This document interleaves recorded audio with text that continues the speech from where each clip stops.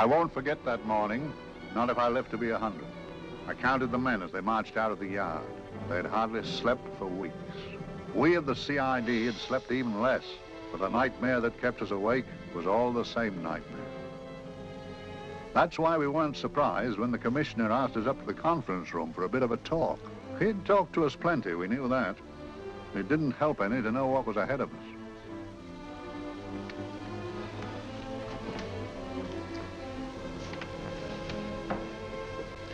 Must we have that window open, Gregson? Oh, shut it if you want to. Chief will be in enough of a temper without having a ruddy blast down the back of his neck.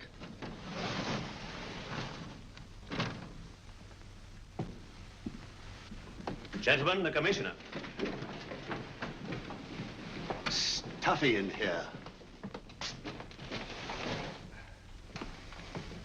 Be seated, won't you? Gentlemen, if you wish to know what able men you are, read any of the works of popular fiction that glamorize your achievements, but don't, I beg of you, read the daily papers. They might give you an inferiority complex. I hate to mention it, but we're confronted with a series of the most atrocious murders since Jack the Ripper. And in the meantime, the CID might as well be playing at shove halfpenny for all the good we've accomplished. Now look. Here, here, and here. Each of these red flags scattered through the city stands for a woman brutally murdered, a woman's terror, a woman's death agony. These are no ordinary crimes. These are the works of a fiend who kills first and mutilates afterwards. A ghoul who hacks off a part of his victim body and carries it away with him, a loathsome souvenir of his butchery. 3 women murdered so far, and you haven't turned in one clue. You haven't given me one lead. Here you sit and wait for news of the 4th victim, with your arms folded.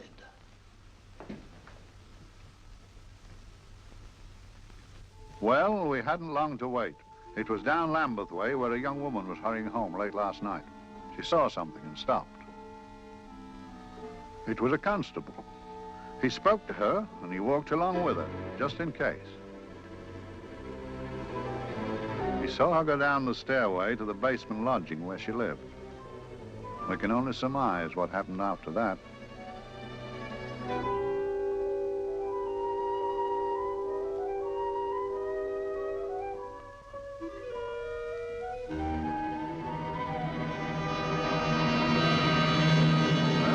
My pride in my pocket and went to see the man who'd so often helped out Inspector Lestrade and myself in the past, Mr. Sherlock Holmes.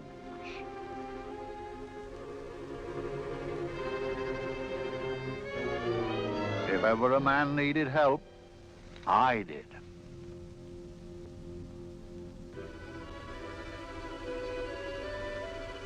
This makes 4, Inspector. 4 defenseless women here in the heart of London. And everyone with the right forefinger hacked off. Not hacked, Inspector Gregson. Cleanly, expertly severed. The work of a skilled surgeon. That's our only clue. Much about the age of my sister's girl. Is there no way of stopping this, Mr. Holmes? Yes. There's a way, somehow. The fiend that did this. I promise. I promise. We've nothing to go on. That's the rotten part of it. We can't get far without knowing the motive. Well, at least we know what the motives were not. It wasn't robbery, nor passion, thanks be, nor yet vengeance. Because they all came of totally unrelated families. Steady, Inspector, steady. Sorry, Mr. Holmes. I don't turn a hair when it's a bloke that can look after himself. A little slip of a thing like that. Yes, it's horrible. Come on, let's get a drink.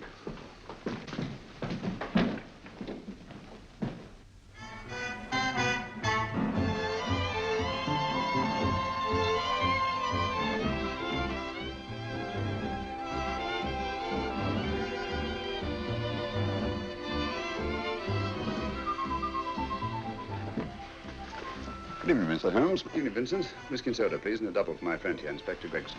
Very good, sir. Make mine Irish. Decent of you to give me a hand with this thing, Mr. Holmes. Always a pleasure to be of help to Scotland Yard, Inspector. Little out of my line, looking for a maniac who murders just for the fun of it. Perhaps just to get a human finger. In all 4 cases, the murderer risked capture by stopping to secure a finger. Wonder what for? Who knows? He's just a madman. Perhaps there's method in his madness. If we could just trace those missing fingers. If we could just train the English Channel, we might find a penny. Huh? Oh, thank you. You may keep those, Mr. Holmes. Thank you.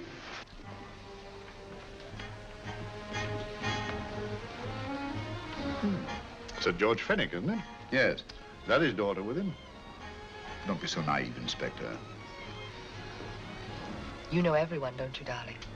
Well, hardly. A week ago, I didn't know you. A week. How fast it's gone.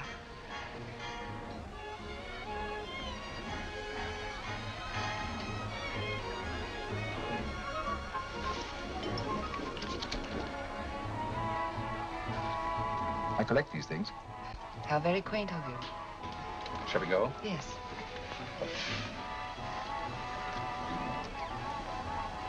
What are you looking at, Mr. Holmes? Again, a very handsome woman. Not fond of the purple, but giving an excellent imitation. Would you like to come to my flat for a nightcap? Lovely idea. Yes, isn't it?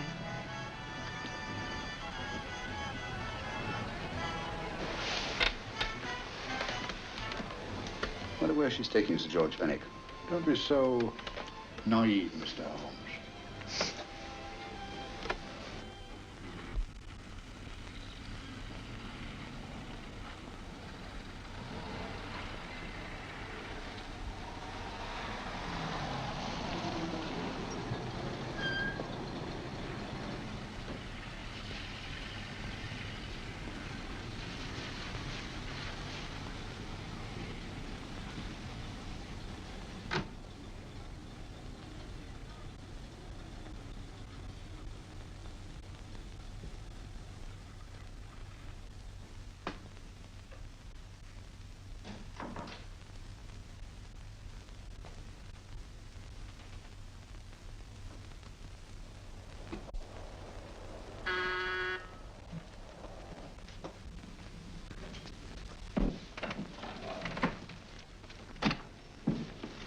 Good evening, Mum. Hello, Grandon. Any messages? No, Mum. Thank you. Drinks, Grandon. One of your nice surprises. Yes, Mum. I say, you don't mean that, Grandon's a marvel, aren't you, Grandon? Yes, Mum. You wouldn't believe the things she can do. Ah, charming place. Delightful. Really? You think so? I'm so glad. Do sit down. Do you mind? Do I mind? What a question. I don't mind anything, really. Except not being with you. Now, you really don't want me to believe that, do you? Not too seriously. Good. We're both quite grown up, aren't we? Quite.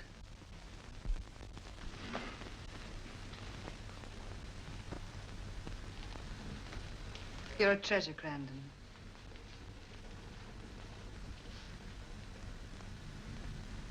And lower the lights a little as you leave.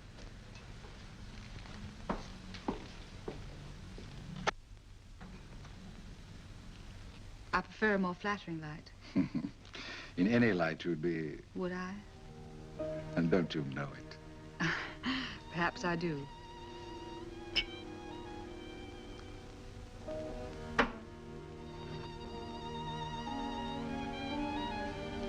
Oh, that priceless woman. You wouldn't believe it, but she's absurdly romantic. She loves dreamy music, and she thinks that we... But we do, don't we? Do we? Well, it's rather soothing, restful. Yes. And we all need rest at times, like tired children who've played too long. You've played with wooden soldiers, I suppose. Funny. Hadn't thought of that for years. Toy boats were my special joy. Anything I could set afloat anywhere. Like this, and this. Toy boats sailing into the Never Never Land. A land of beautiful dreams. Look. Look, odd, isn't it, how the light is reflected? Little specks of light that move and move, like stars on a slowly moving stream. You know, Holmes, I'm very sensitive to atmosphere. No? Yes, I can tell by the feel of this room there's been a murder committed here. It may interest you to know, my dear fellow, it was the other side of that door at the foot of the stairs that the poor girl was murdered. If only I could find it. Find what? The one thing these unfortunate victims have in common that might give us a motive for these murders. There must be something. Another Jack the Ripper, if you ask me, a homicidal maniac. No, Watson. In the case of Jack the Ripper, there was one thing in common. His victims were all from one walk of life, living in the same section of the city. In this case, the murderer chooses his victims from all walks of life and from different sections of the city. No, my dear fellow, this is not the work of a homicidal maniac. It's something infinitely more sinister. You give me the creeps. What on earth are you talking about? Watson, I'm convinced that these murders are only incidental to some larger and more diabolical scheme. That may be, but why the severed fingers? The answer to that question, my dear fellow, is our only hope of solving these mysteries. Dear sister, I am so happy. I had such a lovely holiday at Brighton with you and Alf. And I'm looking forward to being with you again. Poor little thing. Sort of raises a lump in your throat. I can picture her sitting here happily writing this letter. And I'm not bit realizing that she's shortly going to her death. Hello? Gregson. Oh, there you are, Mr. Holmes. I've been looking for you everywhere. What's happened? Murder in Edgware Road, not half an hour ago. Woman? Yes. And the right forefinger cut off clean.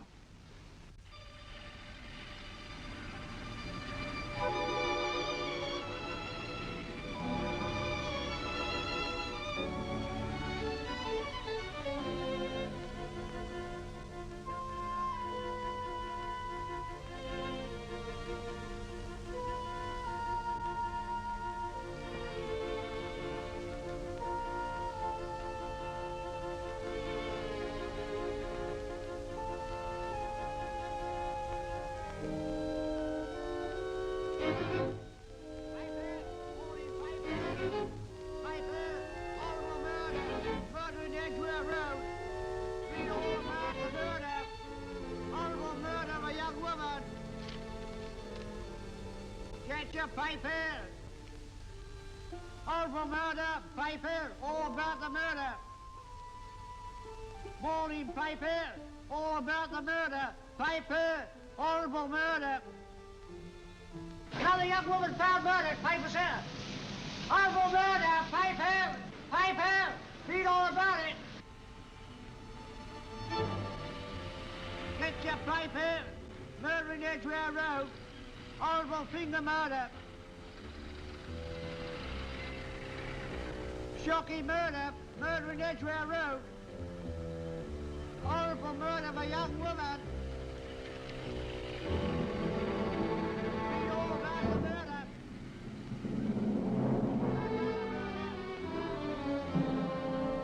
Only fancy, Mum. There's been another of those horrible murders. Dear, dear, how shocking. Yes, Mum.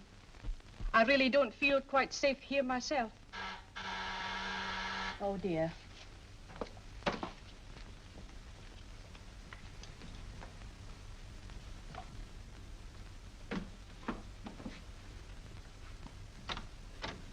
Why, Sir George! I must see Miss Marlowe at once. I don't know if she... I must see her. Where is she? Lydia. Why, Sir George, what is it? What happened? I don't know. You'll have to help me. You've got to help me. But I don't understand. Listen, I woke up a few minutes ago in a cheap boarding house off Edgware Road. I don't know how I came there. I don't know when. The last thing I remember is being here with you. Calm yourself, Sir George. When did I leave here? Well, it was about, It was 10:45, Mum. Precisely. You seemed, forgive me, just a little distressed. Detached, not interested. I thought I'd said something to offend you. I don't remember.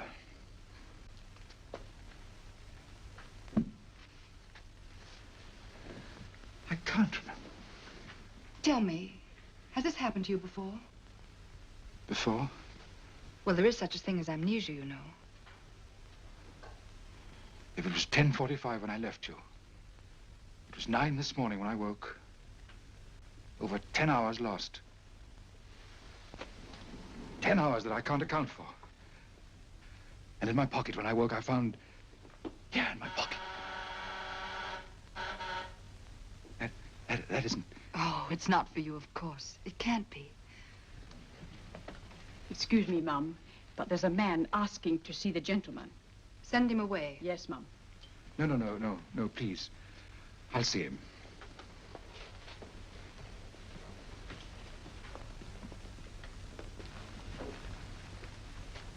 Well? Delightful room. Not much like the place you woke up in this morning. You followed me here? Yes. Are you a detective? Oh, no. Quite the contrary. Don't be afraid, Sir George. You know my name? Oh, yes. A very old and highly honored name. And being the bearer of such a name, and also a very wealthy man, I thought you might care to possess yourself of this trifle. Rather than let it fall into the hands of the police. It is yours, if I'm not mistaken. The initials, GF. Where did you get this? It came out of your pocket. I saw it fall, but you never noticed. You were very busy, bending over something with a knife. Then you put something in your pocket.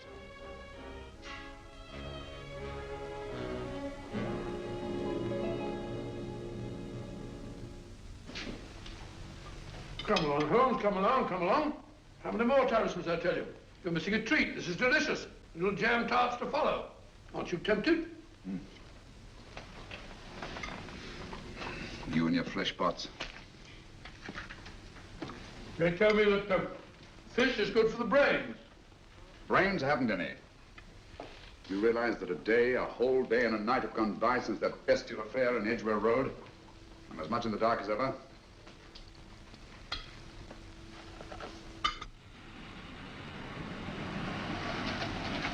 Hello, here comes a client, unless I'm very much mistaken.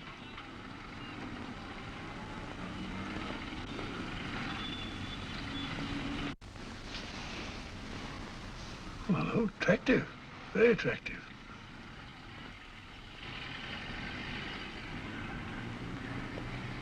Obviously, she left home under the stress of some very great emotion. How do you know that? She isn't wearing any gloves. A startling omission in a young lady of fashion. Oh, she didn't put her coat on. Open car, too.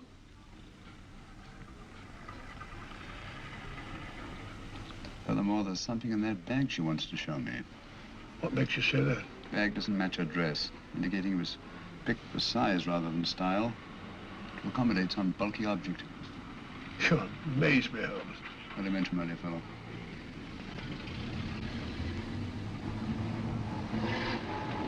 Well, that's interesting. What is? That cab, turning at the empty house. I wonder why he followed her here. Oh, wouldn't you? Quite possibly with glasses.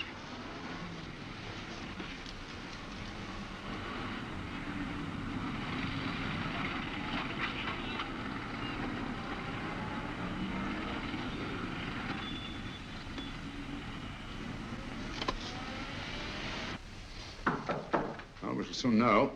Yes, Mrs. Hudson?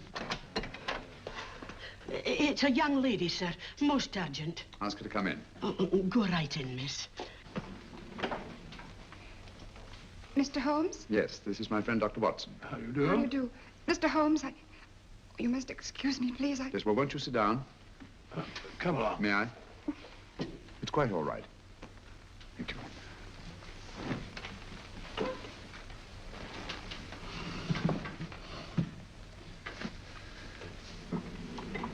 Now, try to control yourself, Miss Merrick. You're with friends. You know my name? No magic, I assure you. I've often seen your picture. You're the daughter of Sir George Merrick, aren't you? Yes. It's about my father that I... What about your father, Miss Fenwick? Oh, I don't know what to do.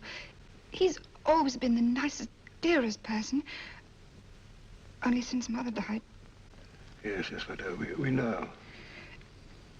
So I didn't think anything of it when he was away all night before last.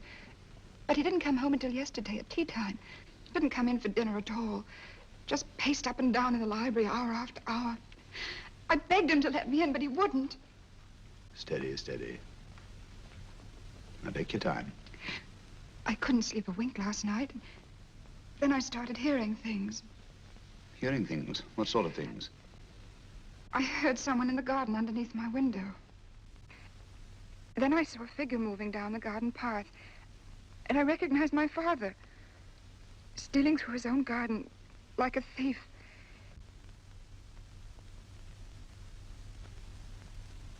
He had a spade in his hand, and he stopped by the greenhouse where he started to dig. This morning, at daybreak, I stole out into the garden and I found this.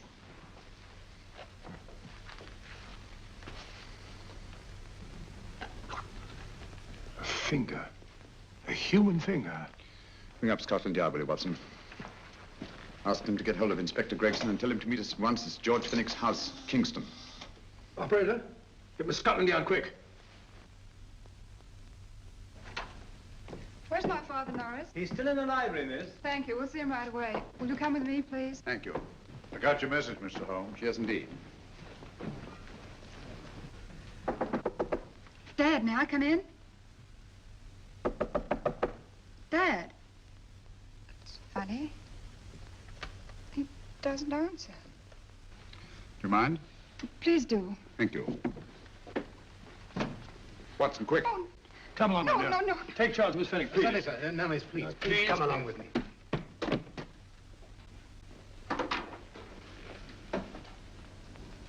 Dead? Yes. What do you make of it, Doctor? Shot in the back between the second and third ribs. The bullet undoubtedly had penetrated the heart. Look at the powder marks on his coat. I was afraid of this. What do you mean? Don't you remember the man in the cab who followed Miss Finnick to Baker Street? Well, you don't think he had anything to do with it, do I you? think it's reasonable to assume that he tipped off someone that I'd been sent for. Sir George has obviously been murdered to keep him from telling me what he knew. What was the weapon used? Small caliber revolver, point blank range by the look of the wound. The murderer came in through those French windows. The mud from the garden he brought in on his boots. Sir George must have surprised the intruder. Passed the room to him here. What follows, we can't tell. But from the location of the wound, I'd say that he turned his back for a moment, and as he turned, the muzzle of the revolver was placed between his ribs and one muffled shot fired. And you mean to say he kept on going, even after he was shot? There's no doubt about it. Look there. The trail of blood leads us back to the desk. Something Sir George was after. Something. I know. He was trying to summon help, Poacher. I don't think so, Watson. There's the bell pulled by the fireplace. No, you'll notice from the trail of blood that Sir George made straight for this desk here. I wonder, there was something he was desperately anxious to get. Hello. His right hand's clenched. That's perfectly natural. Death agony. The left hand lies open. Why only one hand clenched in the death agony? The right hand, the hand nearest the desk. Please note that. If Sir George took something off this desk, something so important that he spilled his last drop of blood to get it, I want to know what it is.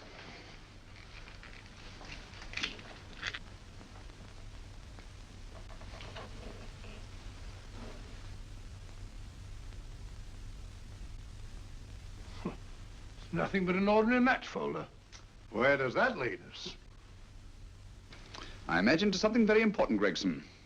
This match folder's from Pembroke House. Why shouldn't it be? He was there, you know. We saw him yesterday. Yes, but the effort he made after he was shot to get hold of this match folder. It's just possible he wanted someone to remember Pembroke House. He may have wished to recall it to someone who saw him there. Someone who, like ourselves, saw him with a woman.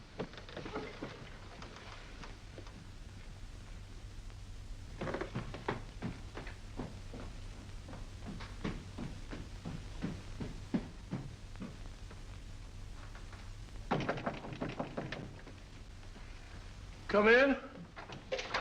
Oh, Dr. Watson, this came by hand for Mr. Holmes, not 10 minutes ago. Thank you, Mrs. Elson. That would be the report from Mr. George's bank. Report from Sir George. Oh, really? Don't you remember his daughter told us that he'd just closed his account? Had it looked into at once.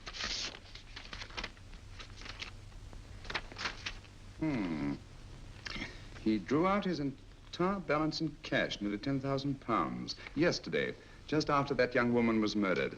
What does that suggest to you, Watson? But he paid it out to someone. Precisely. I smell the faint, sweet odor of blackmail. You don't think he paid it out to someone who saw him murder the McLean woman? Sir George never murdered anyone. But he did have that woman's finger, and he emptied did have and pay out a lot of cash. That's the terrifying part about blackmail, Watson.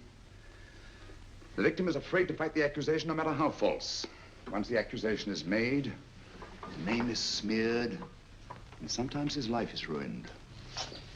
Well, Sir George didn't commit these murders. What fiend did? I rather think they're not the work of any one man. Oh, come, Holmes. You don't expect me to believe there's a whole organization going about killing people and chopping off their fingers. No, it's possible, quite possible. Well, whoever's behind all this thing must be out of his mind. On the contrary, my dear fellow, if my assumptions are correct, this little scheme has behind it the most brilliant and ruthless intellect the world has ever known. You don't mean Professor Moriarty? I do. Oh, steady, Holmes. You've got him on the brain. This is the third time in as many months you've suspected him of unsolved crimes. He's dead, you know. Is he? Is he? You know he is. He was hanged in Montevideo, well, over a year ago. I know that someone was hanged in Montevideo under that name. But I'll stake my reputation that Moriarty is alive and here, now, in London. Hello? Yes, Dr. Watson, wait a minute. You me? Oh, yes? This is Dr. Watson speaking. No, I'm afraid I've retired. I don't practice anymore. What? Oh, that's a different thing. An emergency case. Well, just a minute. Yes? Yes, well, see, she's not moved. Remember that? Don't touch her till I get there. Fractured case in McCardle's Mews. Heavy woman. 14 stone. Look at dust. 14 stone. Just the sort of person who would hoist herself up on a stool to feed the canary. There ought to be a law against fat people keeping little dicky birds. Well, so long, old man. I shan't be very long. Haven't used that bag since I brought little Amelia. What's her name in the world? She grew up to be a very unattractive child. Well, who wouldn't with a name like Amelia? Oh, Amelia. Amelia.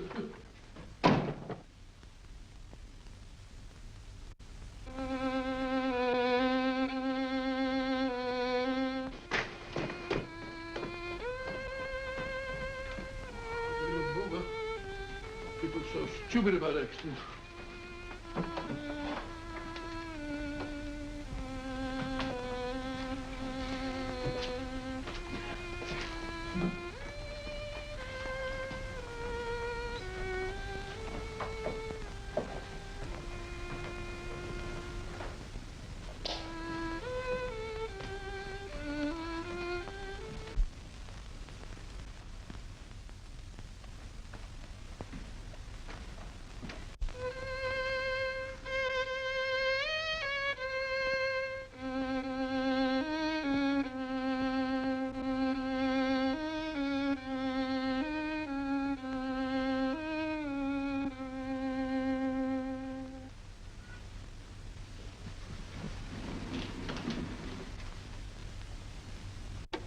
Oh, Professor Moriarty.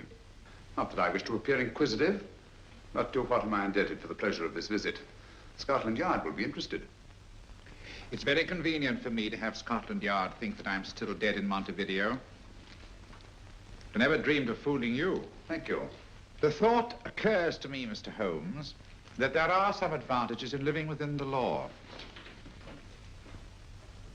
You're very comfortably fixed here, aren't you? As I get on in life, the little comforts appeal to me more and more. Oh, I beg your pardon. Won't you sit down? Thank you.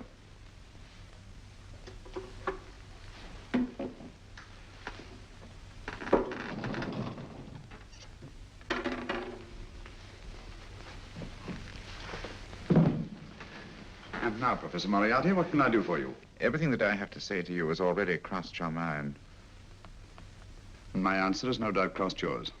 That's final? What do you think? I shall not rest until you are hanged for the finger murders. You've no proof, you know. No, not a shred. But I have you. I could turn you over to the police here and now. You could. But if you did, you'd never see Dr. Watson again. Oh, the telephone call. Quite. I rather assumed you had taken some such precaution. Or I should have snatched up a revolver and indulged in a fit of heroics when you came in. Very smart, aren't you? Not smart enough. Or I should have anticipated you. But if any harm comes to Dr. Watson, I shall seek you out. I shall not rest until I find you, and when I do... No harm will come to Dr. Watson this time. But I can't answer for the future. Mr. Holmes, I should strongly advise you to drop this case. Don't be silly. Think it over. We've had many encounters in the past. You hope to place me on the gallows. I tell you, I shall never stand upon the gallows. But if you are instrumental in any way in bringing about my destruction, you will not be alive to enjoy your satisfaction. And we shall walk together through the gates of eternity, hand in hand. What a charming picture that would make. Yes, wouldn't it? You know, I really think it might be worth it.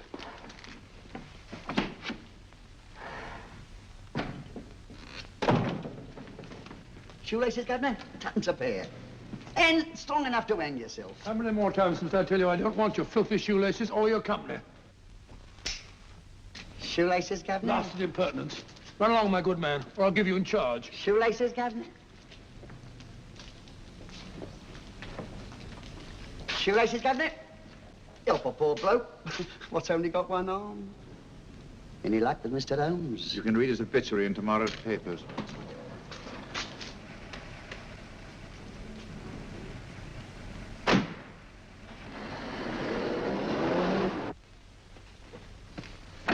Oh, there you are, Watson. Come in. I was, just going out to look for you. Look for me what for? Suppose you don't think I know my way about. Well, you're right, I don't. Blast all practical jokers anyhow. Know where I've been? On a wild goose chase. Exactly. There's no such number in McCardle's Muse. Some fool's idea of a joke. Did you see anyone? No, nobody especially. Only a whining old idiot selling bootlaces. Persistent beggar, wasn't he? Stuck to you like grim death. Huh? How do you know? And finally left you for someone who looked like Philip Pickings. Someone, my dear Watson, was Professor Moriarty himself. What? He's just called on me. Moriarty here and you let him go? But you must be out of your mind. Why? Well, he bluffed me into believing that he was holding a friend of mine as hostage. Friend of yours who? Oh, nobody very important, just a fat, lazy fellow. Medical man, I believe. Medical man? Do I know him? Yes, I think you do. Fellow by the name of Watson. Watson, never heard. Who, me? I'm afraid so, old fellow. Your street hawker's job was to do away with you in a certain contingency. And you let Moriarty go? Because of me? I had no choice. I can't afford to lose you, old fellow. Well, it's very decent of the old chap, I must say, but... I wish you'd nabbed him. We shall, never fear. I know the motive for the finger murders. All I have to find out now is the method used with the blackmail victims. Method? Yes. How does Moriarty get them to the scene of the crime? How does he plant those severed fingers on them? And how does he scare them into believing that they may have committed those atrocious murders themselves? Curious.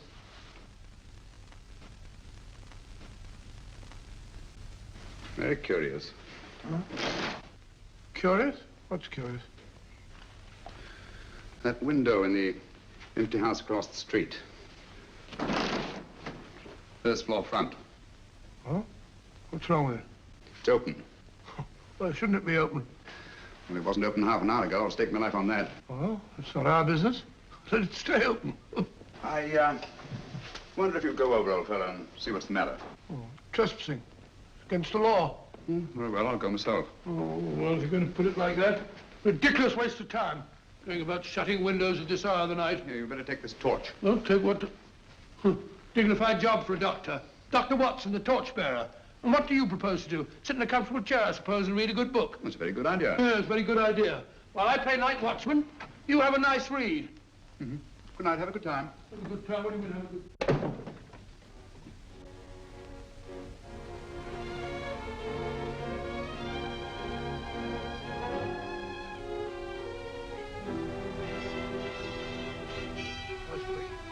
everything.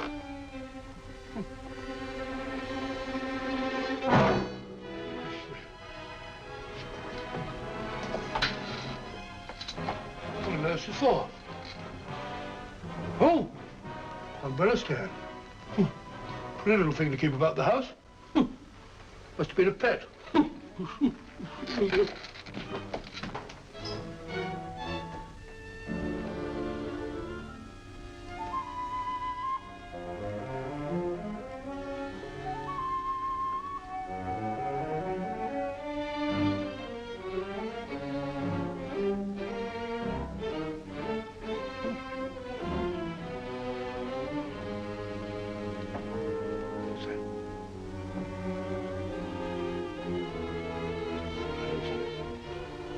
Right, Barbara. This was the door.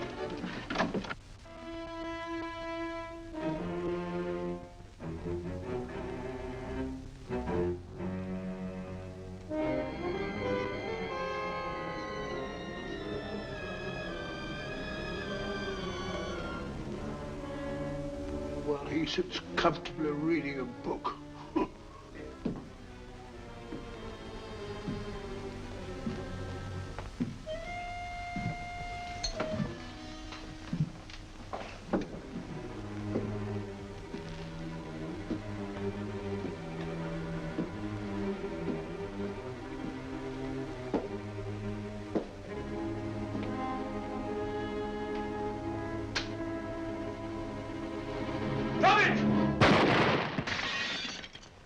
He killed Holmes! He killed Sherlock! Watson. You?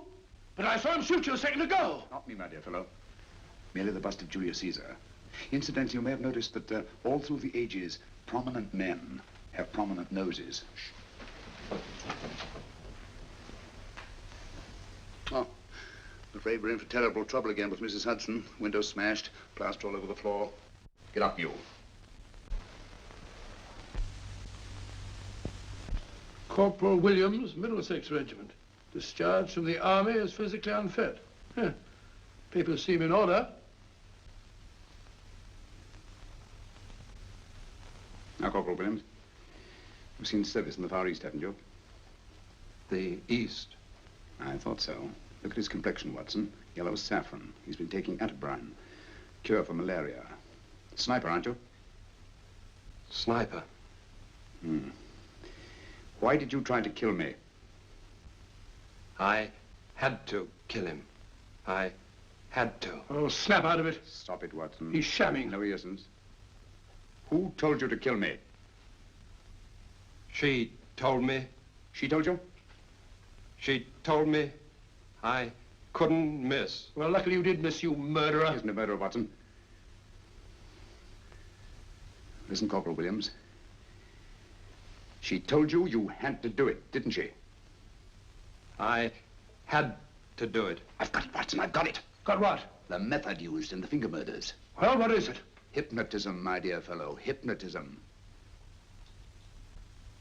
And it wasn't against his nature, that's the devilish part of it. They picked a man for their purpose whose job was sniping. Who are they? Professor Moriarty and his finger murderers. Williams spoke of a woman. I think you'll find that she asked him home tonight for a drink. Nice quiet rooms, soft lights, music. You've got it all pat, Mr. Holmes. What's the lady look like? Oh, up 30, nice figure, blonde, lustrous eyes. Oh, really? Got a phone number? Oh, so? Williams will give us her address. Look after him, Gregson. Don't let anyone come near him. He's our key witness in the finger murders. Well, I hope you're guessing right, Mr. Holmes. Get up, Williams. Now, go with Inspector Gregson anywhere he tells you. Come on. Yeah. Ring me as soon as he comes to himself, will you? I will. Good night, gentlemen. Good night. Well, if you believe that fellow Williams was hypnotized, I suppose you think Sir George Fenwick was hypnotized too. Yes, I'm quite sure of it. Have a cup of tea? Thanks, old boy. Nothing to eat. But why didn't these people make Sir George do the murder himself? Because they didn't want to get him hanged. They wanted to blackmail him. Well, who do you think the actual murderer is? One of Moriarty's gang. A diabolically simple technique. Kill a woman. Yes, but why cut off the fingers? My dear fellow, don't you understand? The severed finger is what links the blackmail victim to the murder. He wakes, finds the grisly thing in his pocket. He doesn't know how it got there. He's no idea that he's been hypnotized. For all he knows, he may have committed the atrocious crime during some dreadful lapse of sanity. In that state, when he's utterly demoralized, the blackmailers take over. Is that it? Undoubtedly. You see, they swear that they saw him commit the murder. And being human, the victim will pay anything rather than stand trial on a charge that will make his very name loathsome. Oh, it all fits in if you believe in hypnotism. Yeah. The only possible explanation. You think the hypnotist is that woman with the blonde hair and the lustrous eyes, the woman you invented? I didn't invent her. I saw her. What on earth are you talking about? That woman, my dear Watson, was with Sir George when he left Pembroke House. I saw her there. I shall see her again, and Williams will lead me to her. That's why it's so important to keep him safe. He will identify her.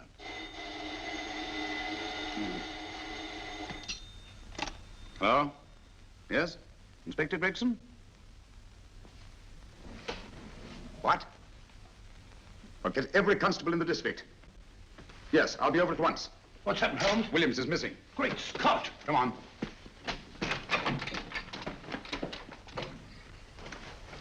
Lorry crashed into Gregson's car. During the confusion, Williams disappeared. Escaped, eh? No, kidnapped. To keep him from talking when he came to. You don't think that Moriarty... Moriarty?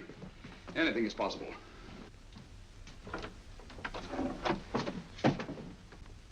Williams! Dead. You see, anything is possible.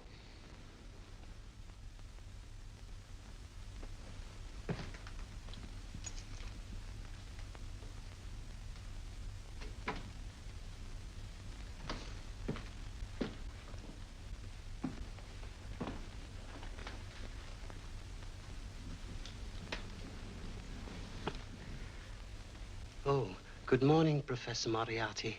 You startled me.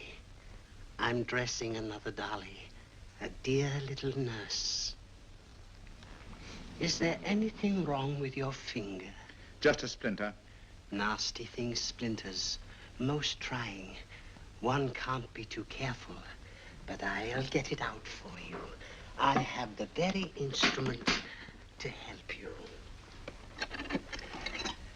Sharp enough to split a hair. Put those tools away until they're needed. But they're not tools, sir. They're instruments. Put them away. Is Lydia in? Yes. But really, you should let me... Get dressed. Holmes and Watson just left Baker Street for the Mesmer Club. Mesmer Club? The meeting place of all the top hypnotists in London. Do you suppose that Mr. Holmes is onto our method? If he suspects, it's merely a suspicion. It's our business to see that it ends there. I hope you're right. Williams passed away before he could talk, remember? What do you want me to do? Go to the Mesmer Club, meet Holmes, and induce him to come back here. Isn't that a bit dangerous? Every meeting with Sherlock Holmes is potentially dangerous. However, you say he didn't see your face at Pembroke House. And how would you suggest I get Mr. Holmes to accompany me here? Kidnap him? Oh, no. Holmes has one weakness, his insatiable curiosity. If you can arouse that, you can lead him anywhere. It's up to you to take advantage of any opportunity that may arise. This way, please, gentlemen. I'll tell Dr. Onslow that you're here. Thank you. So this is the Mesmer Club. If you ask me, hypnotism is a lot of mumbo-jumbo. Oh, come now, Watson. As a medical man, you must admit that hypnotism has its place in modern science. That may be, but 90% of hypnotists are crooks of the worst kind. Nothing more than a lot of charlatans exploiting weak-willed morons. Ah, Dr. Onslow, I believe. Happy to meet you, Mr. Holmes. Your brother Mycroft suggested I might be of help to you. He's a valued member of our little group of charlatans and crooks. Oh, beg your pardon, sir. I didn't know you were listening. Behind the curtain. My friend, Dr. Watson. Ah, delighted. Oh, did you? I wonder now. You see, we're in the midst of a little experimental session at this very moment. If you'd care to join us. Certainly, That'd certainly. be very instructive. Oh, well, will you follow me? Thank you. Why should I know somebody behind the blasted clinical? In treating his patients. But today, the therapeutic value of hypnotism, as we now call it, is conceded by innumerable physicians. Especially is it of value in surgical cases where the administration of local or of general anesthetic is inadvisable. Inadvisable poppycock. Oh, sorry. For the sake of latecomers, I may say that I have placed this subject under profound hypnosis. In this condition, he can feel no pain, even under applications which normally would be excruciating. Excruciating? Oh. You excuse me, please. Carter, you are having a peaceful sleep. You feel nothing. Your arms and your hands are without sensation. Mowbray, the long needle.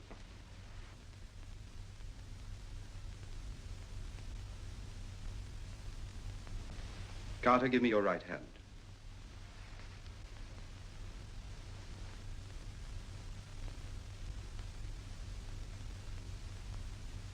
As you observe, the needle has been thrust completely through the subject's hand. No feeling, no pain. This lack of feeling is the one infallible test of profound hypnosis. Nonsense. Fellow's full of drugs.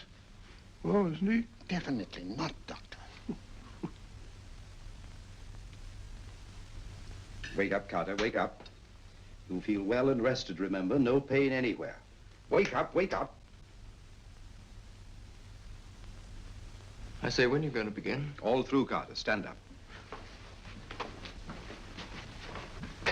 This way, sir.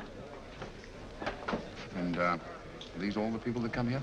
Oh, no. Others keep dropping in all the time. I suppose it's all right for those who believe in it, but of course, I'm a professional man myself. Then you don't believe in hypnotism, Dr. Watson? I don't deny that there are certain types of hysterical, feeble-minded people who go on if you point your finger at them. But anyone with an ounce of character... How right you are. You see right through our little artifices, don't you, Doctor? Right through, my dear sir. Right through. Right so. But with the feeble-minded, as you say... excuse us, Mr. Holmes. Certainly. Step over here, won't you? Certainly, sir. Anything to oblige. Let me show you how easily we charlatans take advantage of them. Now, sit down, Doctor. Now, we set a thing like this in motion. It's wonderful, the attraction on the feeble-minded, of course. The continuous motion, if they just let themselves follow it. Of course, you could stare at it till doomsday, Dr. Watson, with no effect at all.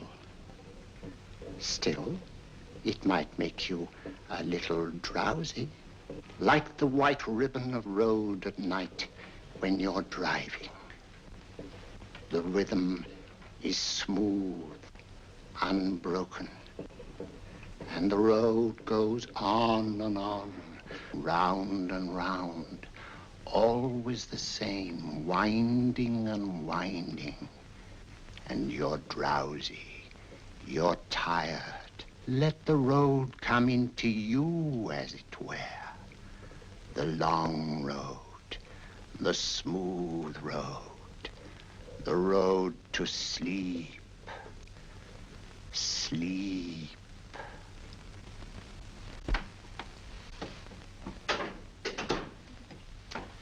Open your eyes. Stand up.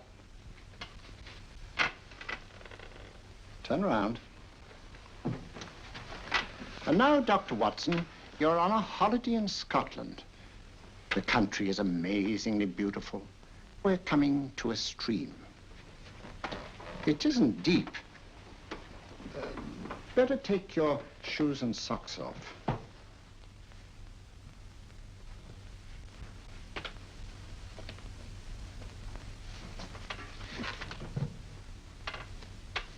Roll up your trouser.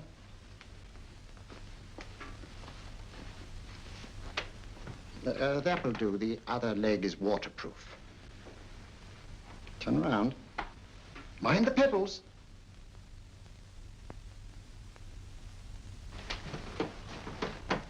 Sit down.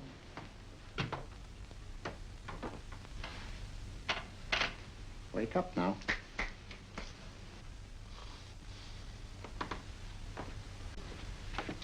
There you see? What I tell you, it didn't work with me. Why, nobody with an ounce of character.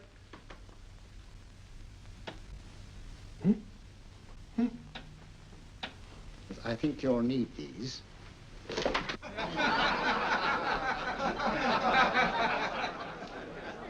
Something to laugh at? Watson, she's here.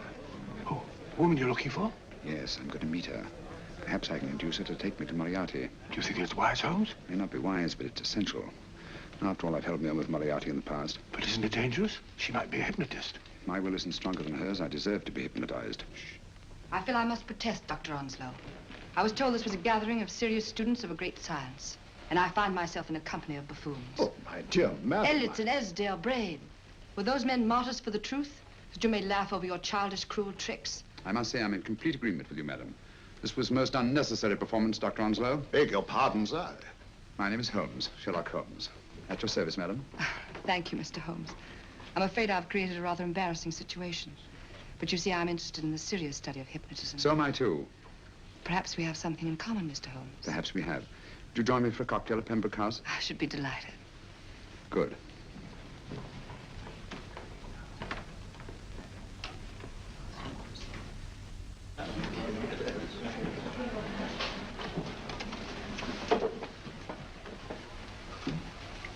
Thank you. I didn't know there was such a pleasant place in London. It was so nice of you to suggest our coming here.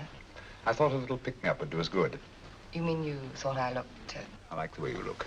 Thank you. I suppose I did lose my head a little at the Mesmer Club. But you see, hypnotism is almost a religion with me. I know so well what it can do to help and heal. And I can't bear to see it used for trivial purposes. I know very little about it. That's why I went to the Mesmer Club. You see, I'm rather puzzled just now with the case that I'm working on. How fascinating. Tell me about it. It's the murder of Sir George Fenwick. Fenwick? Who's he? Quite a well-known figure. Odd now I come to think of it. Last time I saw Sir George was here at Pembroke House. Strange. Yes, isn't it? He was sitting, I believe he was sitting at this very table. Cigarette? Thanks. Do go on. There was a charming lady with him. He was lighting a cigarette.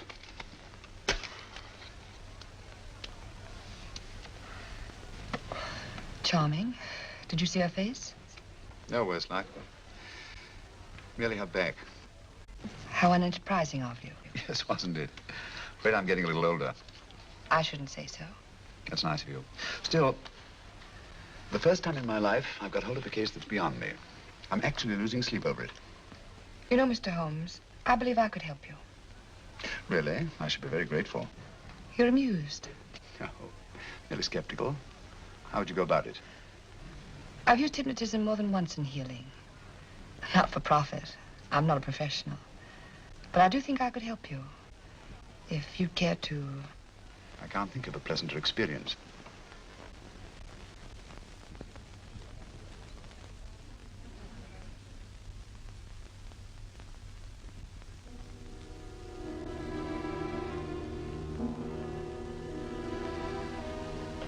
Low lights, music, is that all there is to it? You must relax, Mr. Holmes. I'm afraid you're a rather difficult subject. So I thought perhaps a little help. Materia medica might be advisable. Drugs? No, I'd rather not, if you don't mind. As a matter of fact, I'd rather not myself. But Schrenk-Notzing he practiced in Munich, you know, believed it the best means for difficult subjects. Do you mind? Well, as a matter of fact, I don't approve of sedatives. Just as you wish. We don't have to go on with this at all, you know. Wait a minute. Wait a minute. All right. I'll take a chance. It's really quite harmless. What is it? Cannabis japonica, an oriental soporific. You need water.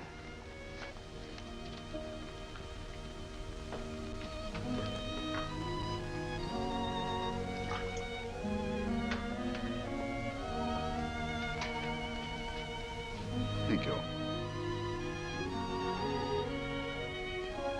Now sit down, Mr. Holmes. Do you feel yourself growing drowsy? Don't fight it. Give in to it. Because you do want to sleep, you know. Just fix your eyes on this one white flower floating on the water. Empty your mind of every other thought. Follow the motion of the water. So smooth, not a ripple. Waters of forgetfulness. Steady, deep, strong. Strange, isn't it? How the light is reflected. Little specks of light that move and move.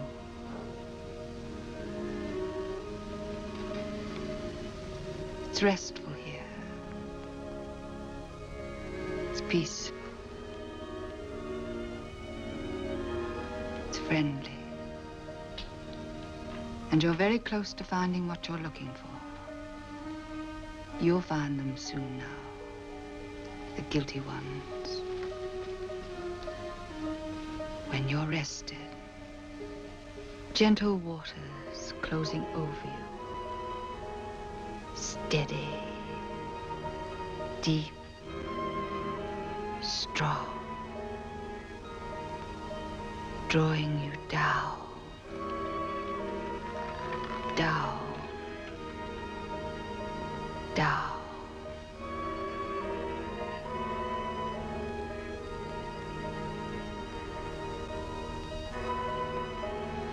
Sleep.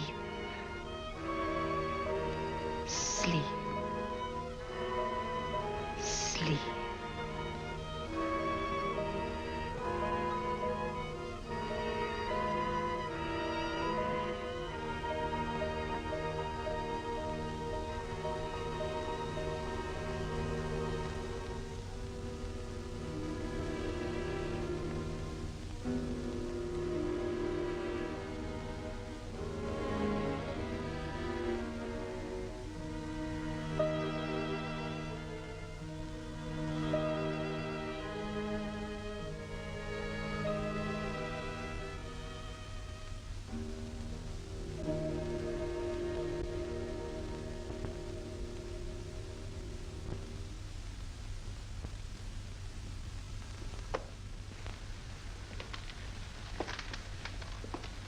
Here he is, Professor Moriarty.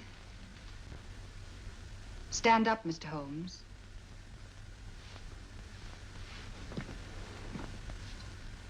Open your eyes. Face this way. Are you satisfied?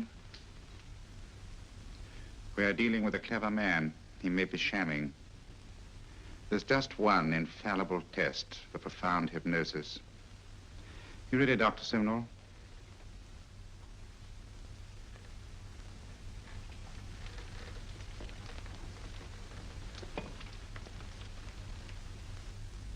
That will do, Doctor. He couldn't fake insensibility to the knife.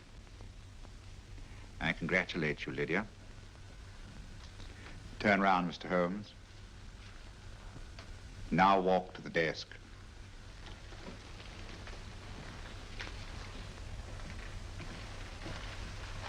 Sit down. Take that pen and write what I tell you to write. I have at last found a case which I cannot solve.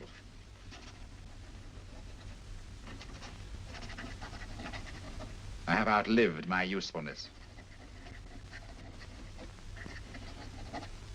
Therefore, I have decided to end my life.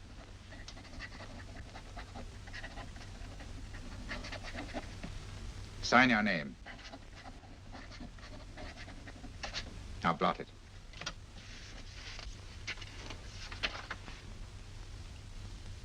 Fold it up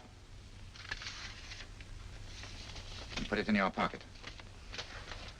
Come, Mr. Sherlock Holmes. Go out onto the terrace. But it won't look like suicide, sir. I'm sorry, but Mr. Holmes' injuries must all be self-inflicted. Let's walk a little, Mr. Holmes. It's so pleasant here in the garden. Just step up here onto the terrace. It's a nice, broad terrace. Now turn to the left, walk slowly to the end of the terrace.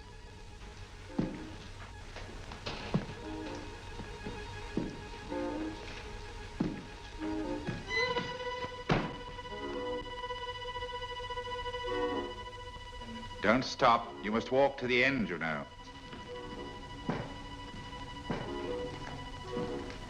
The end leads to an open doorway. You can pass through it in perfect safety. In the room beyond the doorway, you'll find what you've been looking for. Must you drag this on? This is the moment I've been anticipating for a long time, my dear. Go on, Mr. Holmes.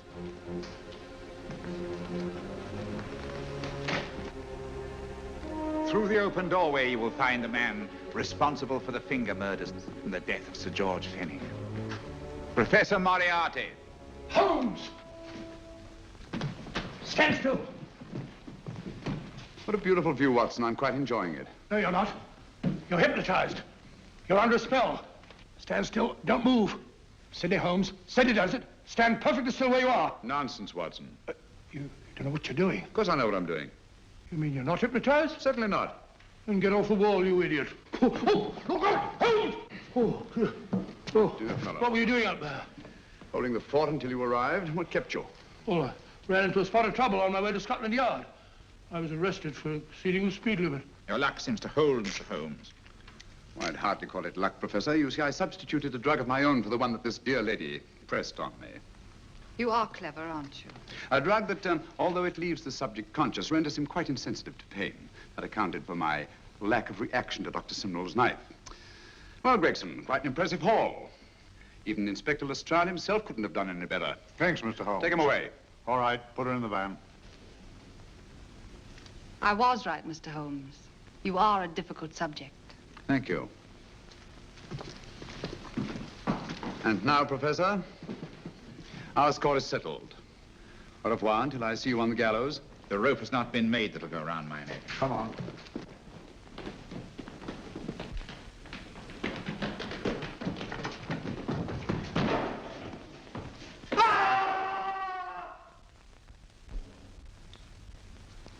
I'll take care of things, Mr. Holmes. Thank you, Inspector.